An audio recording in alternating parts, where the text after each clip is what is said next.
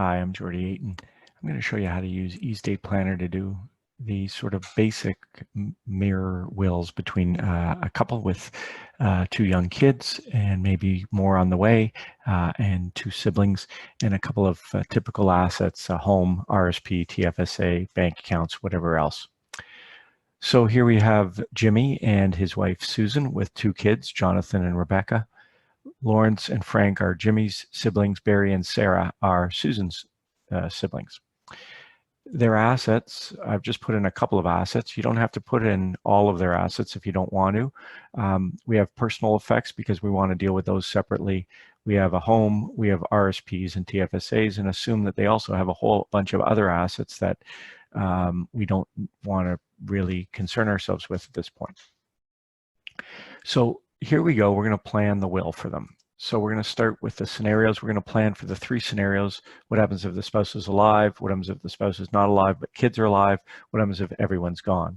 So let's start with the surviving spouse, and assuming a very simple plan, we're going to add the spouse as a beneficiary of the TFSA and the RSP. We can also assume, if we want, that the home is joint. The only initial gifts we're going to create are the personal effects going to the spouse in this scenario, right? Spouse is alive. And then we're going to create a gift of the residue for 100% of the spouse, absolutely with no strings.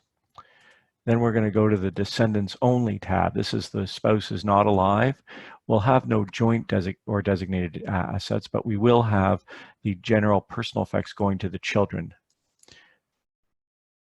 We pick them as a class, children, doing that. And then let's assume the simplest sort of gift to the children, which is we'll do a stage distribution. Let's just say a two-stage distribution in trust equally. I've just clicked the macro, which has a built-in one, which has it to age 30 with a gift at 25 of 25%, but of course you can create your own macros. And if they're not alive, it goes to their kids, otherwise to your other children or their issue. And then the last scenario would be if everyone is gone, the joint disaster. So let's just say we want to split it 50% to each of the siblings, or if they're not alive, to the nieces and nephews. Then we're going to just appoint the first Susan. And then if Susan can't act, we're going to have one of the siblings from each side. So we're going to have Frank Tester if Susan can't act, along with Susan's sibling, which is Sarah Sample, again, if Susan can't act. The guardian will be, let's pick one of the family members. Let's just say it's going to be Lawrence. And if Lawrence can't act, it's going to be Sarah.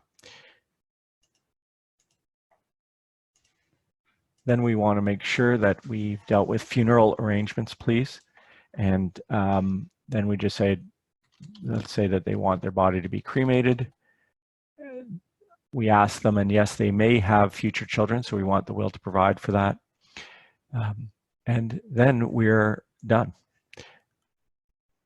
So we're now ready to generate the will. We've planned the whole thing out. And all we do here is we click the download button, click on the document generation, single will, export. We certify we're a lawyer and that we recognize that this is a draft and we're to review it. And then we export it. And there we go. Documents generated. Pops right up. And here's Jimmy's will.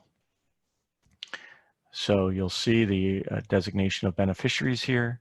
We also have some standard definitions that are built into our template. They could be removed if you don't like them in your standard document, or you want to simplify the will some way. You'll see the children here. Because we selected that we wanted to include future children, we've got Jonathan and future children that are born. The siblings are defined. You'll note we don't have middle names in here just because we didn't enter them. If we did, they'd be there. Then we've got the appointment of the executors. It was to spouse first and then two alternates. The body, payment of debts, the personal effects going to the spouse and then to the kids. estate knows that we could have minor beneficiaries of the personal effects, so we put in a clause about that. And then we have the residue, all to the spouse, otherwise to the children equally. If they're under 30, we have a trust to age 30 with an interim distribution 25 of 25%. Gift over, God forbid they don't survive to 30, going to their kids or else to the other children or child. And then we have the ultimate distribution. Everyone is gone. We've got it divided between the siblings, 50%, and the spouse's siblings, 50%. We have a standard trust built into the will because it knows that there might be beneficiaries who could inherit under the age of 25 other than the children. So we've got this standard trust provision for them.